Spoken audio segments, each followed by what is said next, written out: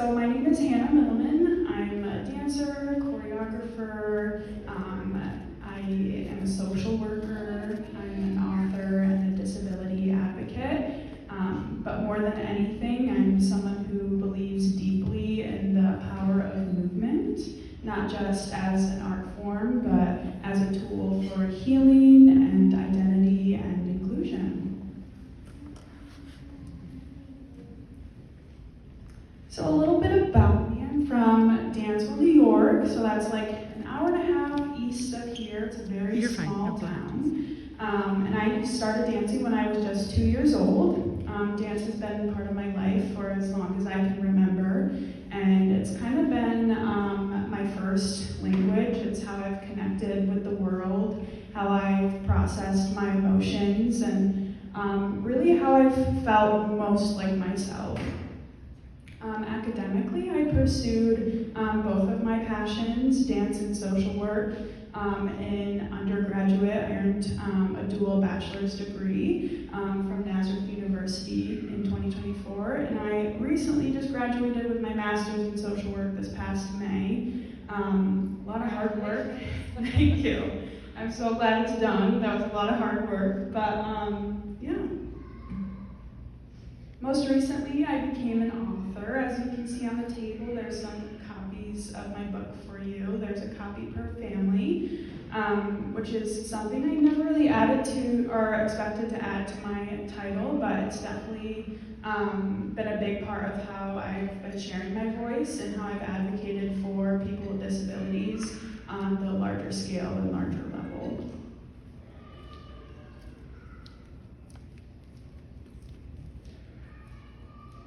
So just a little bit of like why I'm here.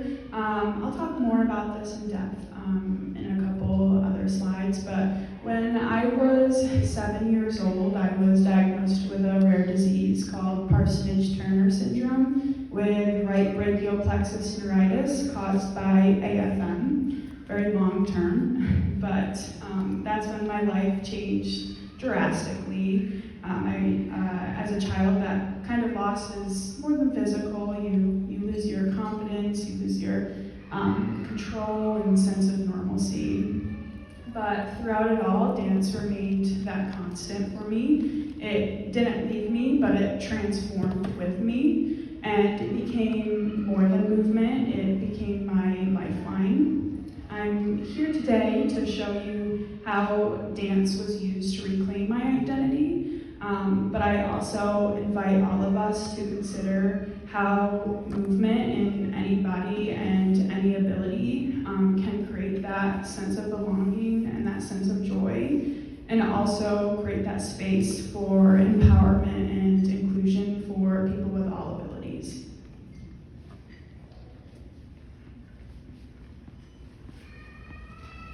So I've been getting a couple of questions about how I've been connected to Hunter's Hope, so I thought I would just share a little bit about that because it really has led to kind of like my path in advocacy. So in 2018, I met Jacque, and that introduction really changed my advocacy work.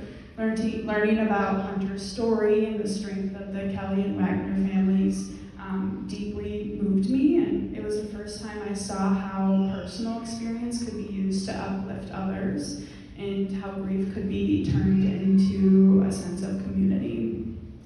In 2019 and 2020, I was invited to speak at Hunter's Day of Hope and Prayer for Children. It was one of the first spaces I really felt seen, not just someone as like with a rare disease or a disability, but someone that has something to offer and a story to share.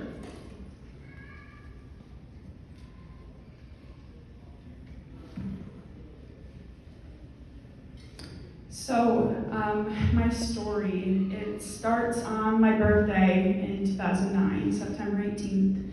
I came down with what we thought was a common cold. I had a runny nose, I had a cough, and I had the worst headache I've ever had in my life. By September 23rd, I still was not feeling well, so we were scheduled to go see my pediatrician. Before that appointment, I was going to lay down for a nap, and when I woke up from that nap, I could not move my right arm whatsoever. So my mom rushed me to the hospital. They thought I was suffering a stroke, but that wasn't the case at all. After a month of MRIs and tests and many hospital visits, I was finally diagnosed with Parsonage-Turner Syndrome. Eventually, they added right brachial plexus neuritis onto that. And then after that, eventually, later in my medical journey, it was linked to acute flaccid myelitis, and that's the acronym AFM. So AFM basically means when someone has a common cold and it attacks one part of your body, the nerves in one part of your body, and then that part of your body could lead to paralysis, and that's what happened in my case. So I was completely paralyzed in my right arm.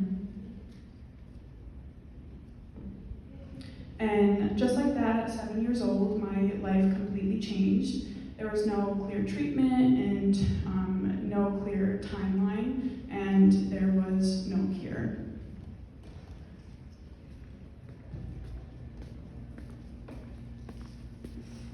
So after my diagnosis, I had to relearn how to do everything with my left arm. Things I used to do that were normal to me became a little bit slower, and some frustration I had to completely rewire how I moved through the world. It was hard and exhausting at times, but I did not let that stop me. It was what mattered most to me was dance, and I did not want to give that up. So instead of focusing on what I lost, I started focusing on the possibility. I figured out how to move around the world with one arm, and I let go of that idea that I had to dance the way I used to. It wasn't easy, but it taught me how to be creative with my body and how to express in different ways that were honest and different and still full of meaning.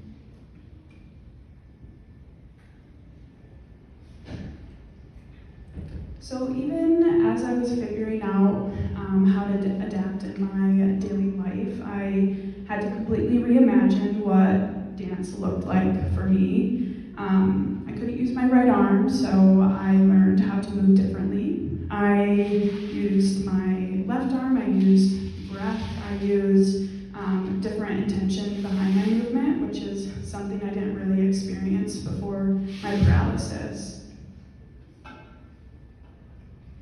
And in this process of trying to move around the dance world in a different way, dance became even more powerful to me. It wasn't about hitting the right lines anymore. It wasn't about hitting the correct movements or looking the same as other people.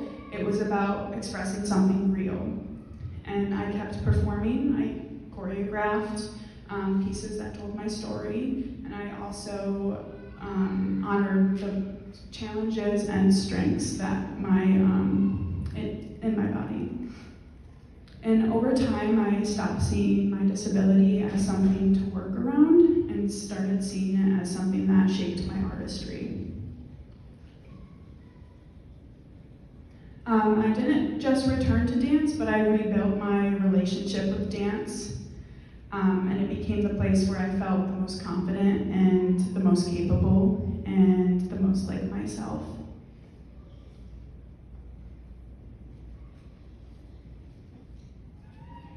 So in 2010, a year after my diagnosis, I was referred to Shriners Hospital for Children in Philadelphia, and that's where I met Dr. Kozin. From the very beginning, he approached my care with honesty and patience and compassion. He didn't promise miracles, but he promised to walk me through the journey, both medical and personal. as a person with a rare disease and disability, sometimes it's hard to find those doctors that really listen to you on a personal level, and that's what Dr. Kozin did for me. I've had many doctors that just brought up easy solutions and the quickest solutions for them for my disability, and without thinking how that would affect me in the long-term run. And so to find that one doctor or that group of doctors that really listen is something that's so important in our medical journeys. So for years we monitored my progress. We talked through options, and in 2018 we reached a point where we felt like we could give surgery a try. And so on August 9th, 2018, I underwent a right latimus dorsi transfer and a shoulder stabilization. So they took my lat and my back and they put it into my bicep. And now I have partial use of my right arm, and I can move it to various degrees that I wasn't able to beforehand. And then also I underwent shoulder stabilization. So due to kind of like from the time I was diagnosed to my surgery, my arm was kind of hanging down. It didn't have the muscles to keep my shoulder in place. So, and that was causing me a lot of pain. So we stabilized my shoulder with 8 screws and 2 rods, and that brought a lot of stability to my arm and even less pain as well. So it was a major surgery, and it changed everything for me.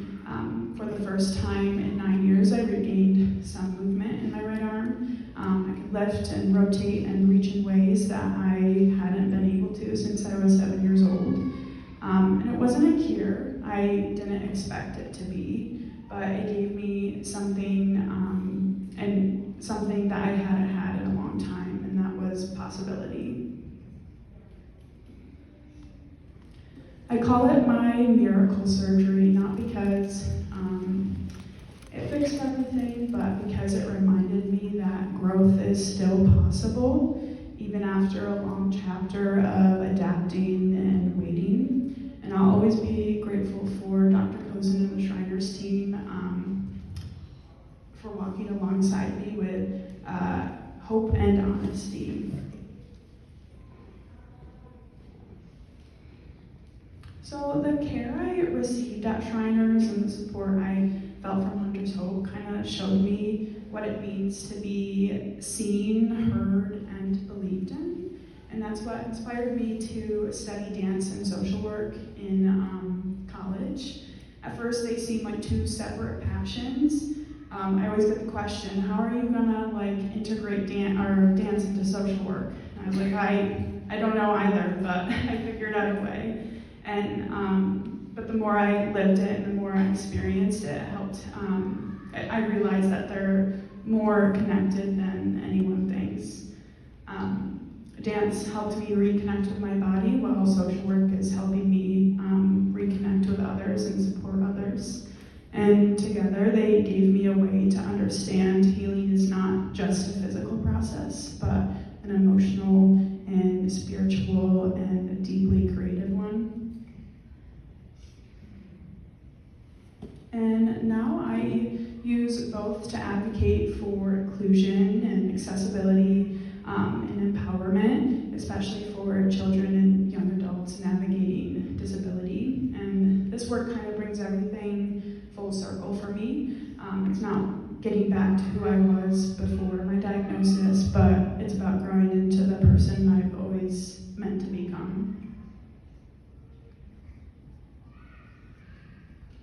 So kind of moving into the dance portion of this, for a long time I thought being a dancer meant looking a certain way or moving a certain way or fitting into this type of mold.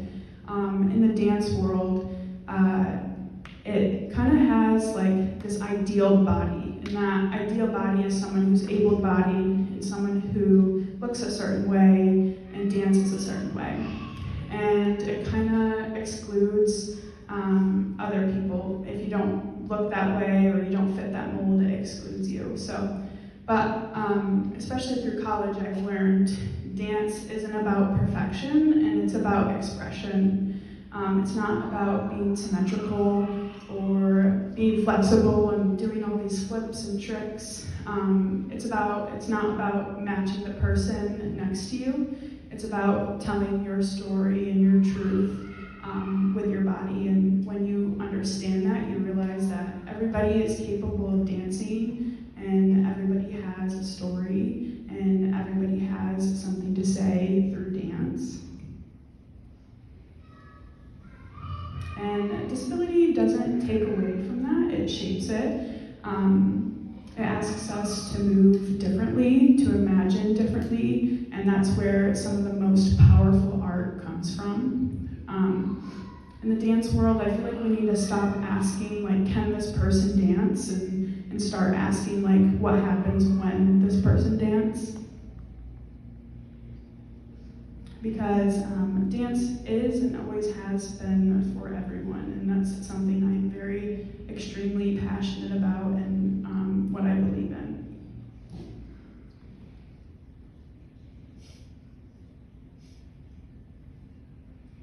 So in terms of dance, inclusion doesn't just mean letting someone join. It means creating a space where they belong. In dance, that could look like adapting movement to meet each person where they're at, and not asking them to change who they are for the movement.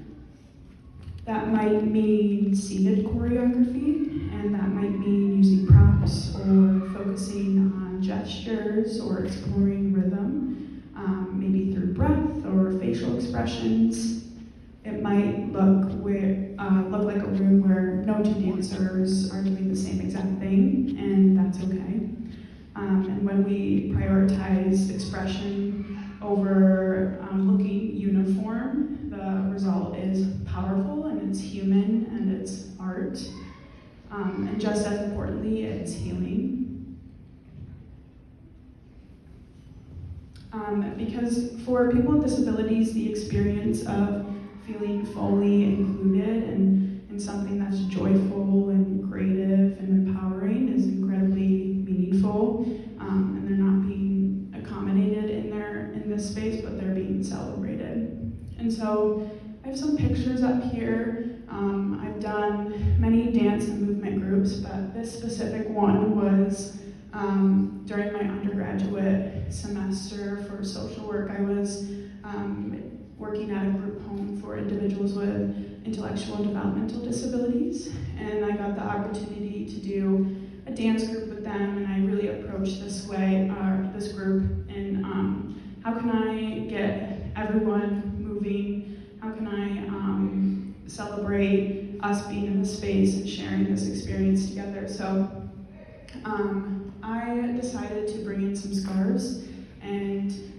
each person had a caregiver, and they were able to dance with their caregiver, they were able to dance with a scarf from their caregiver, so there was a lot of ways that the dance was happening. And then I wanted to get them moving around the room too, and experience dance in that way. So we all kind of created our own dance, and each caregiver kind of moved their wheelchair around the room to feel what it feels like to move around the room and dance as well. So that's probably one of my most favorite dance and movement groups, and it really was a turning point in my future career and how dance and movement have affected me as well.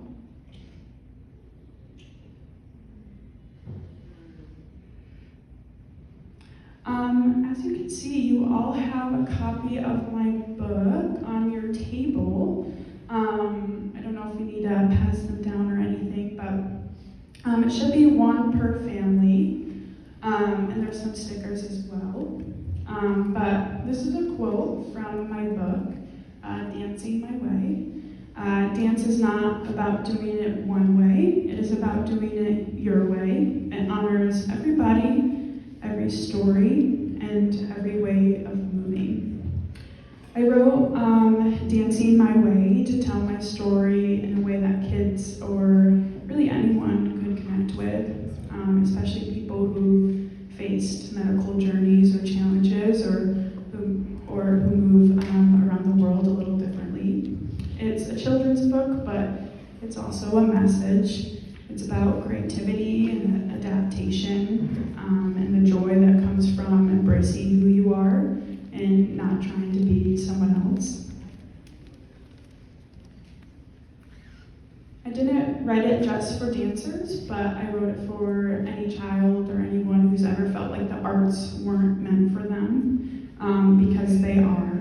They are meant for you, and every child and every person deserves the chance to express themselves in a way that feels right, whether that's their movement or music, visual art, or just being present. That's what inclusion looks like, and that's what at best, dance can help unlock.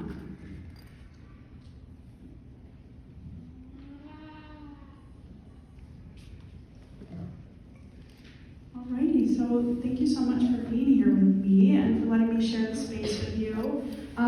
Here's just a couple of my social media handles. And then I hope everyone got their copy of the book. If anybody needs another one, I have some up here as well. But I just want to say I'm truly grateful for Hunter's Hope, for creating a space and where inclusion and creativity and connection are a part of the connection, or part of the conversation, sorry. So I'm deeply appreciative. Thank you.